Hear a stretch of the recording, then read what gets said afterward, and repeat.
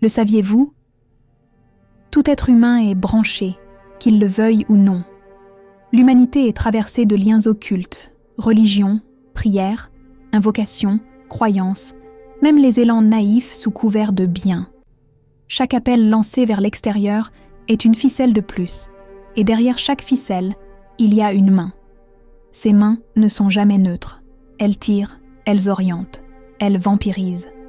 L'homme croit être inspiré, aidé, guidé. En réalité, il est branché sur des circuits qui se nourrissent de lui.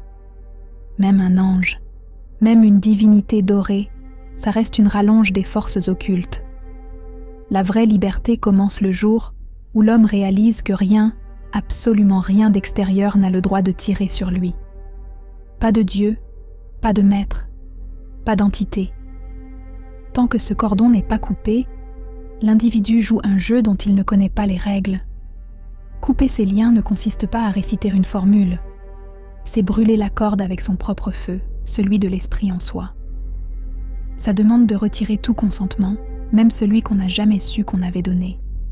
C'est un acte froid, définitif, intérieur avec ses propres mots, sa propre énergie. Cela ne veut pas dire qu'aucun dialogue avec le subtil n'est possible. On peut confronter les forces, leur parler, les tester.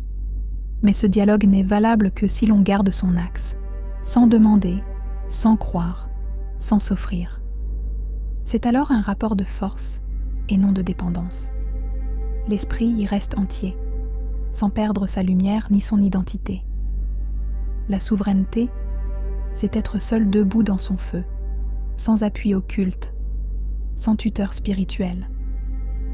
Le reste, ce sont des dépendances maquillées en lumière.